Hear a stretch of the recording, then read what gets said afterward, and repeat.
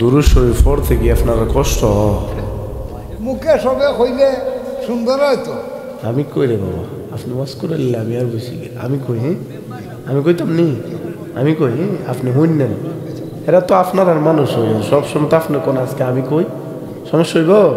আচ্ছা আল্লাহ হাত দে আমিন কর, জোর কর না আমিন। তো কইছিলাম যে দুরূদ শরীফ পড়লে কি কষ্ট লাগে আপনার থেকে? হ্যাঁ আওয়াজ বুঝে গেছে আপনারা কষ্ট কষ্ট জোরে বলেন কষ্ট হয়। আপনি আমি এমন একজন ব্যক্তির উপরে দুরূদ শরীফ পড়তেছি যিনাকে সৃষ্টি না করলে লাউলা কালামা খালাকতুল আফলাক, পৃথিবীর কিছুই আল্লাহ সৃষ্টি করতেন না। সুবহানাল্লাহ কইতেন না? আর জোরে করেন না সুবহানাল্লাহ। সেই নবীজির উপরে দুরূদ পড়তেছি, তিনি হাসরের ময়দানে আপনি আমাকে শাফায়াত করে গুনাহগার উম্মতদেরকে টেনে টেনে হাউজে কাউসারের পানি পান করাইয়া জান্নাতে দিবে। আর জোরে করেন না সুবহানাল্লাহ। তিনি তো সেই নবী, উম্মত জাহান্নামী হয়ে গেছে, ডিক্লিয়ার হয়ে গেছে জাহান্নামী। জাহান্নামের ফেরেশতারা জাহান্নামের দিকে নিয়ে যায়।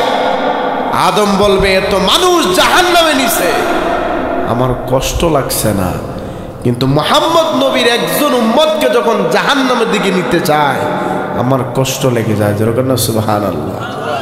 আদম বলে আমি দৌড়াইতে দৌড়াইতে মুহাম্মদ নবীর কাছে যাব, নবীকে বলবো ইয়া রাসূলুল্লাহ এত সময় অনেক মানুষ জাহান্নামে গেছে, আমার কষ্ট লাগছে না, ব্যথাও লাগে নাই, কিন্তু আপনার একজন উম্মতকে লয়া যাইতেছে।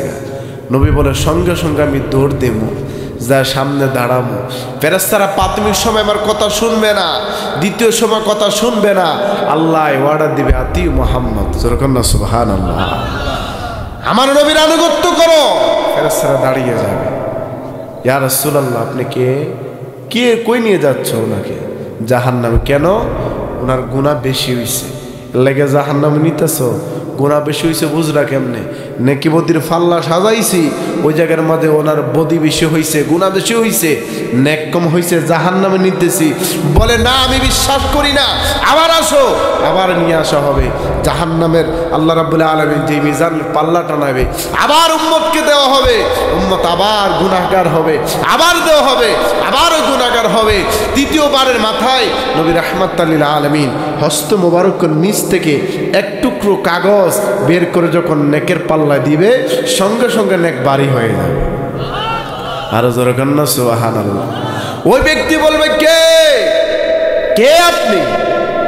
আমি জাহান্নামী হয়ে গেছিলাম, জাহান্নামে ফেরেশতারা আগুনের বেরি লাগায়া আমাকে জাহান্নামে নিয়ে যাইতেছিল, কে আপনি আমাকে বাঁচাইলেন? সেদিন নবী বলে উম্মত তুমি কি আমাকে চিনো না? যেই নবীর কথা দুনিয়াতে শুনছিলা, যিনি উম্মতের কান্ডারি, শাফায়াতের কান্ডারি, আমি হইলাম সেই নবী। যেরকম না সুবহানাল্লাহ। জিজ্ঞেস করবে কেন আমি জান্নাতি হইলাম, কেন আমি জান্নাতি হইলাম?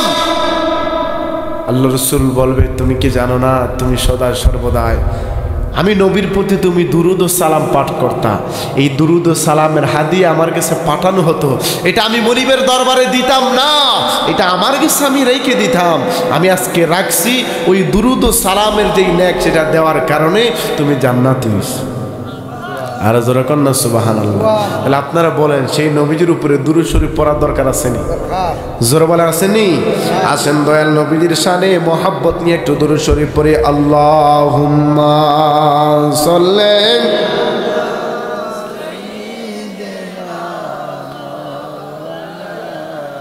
মুহাম্মাদ ওয়া আলা আলি সাইয়্যিদিনা।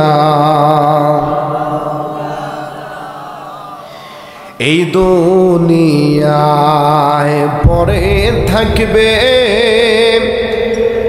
আমরা একদিন থাকবো না, ধনী বলো গরিব গো বলো আজরাইল কাউকে ছাড়বে না। আল্লাহুম্মা সাল্লি মাওলানা وعلى آله سيدنا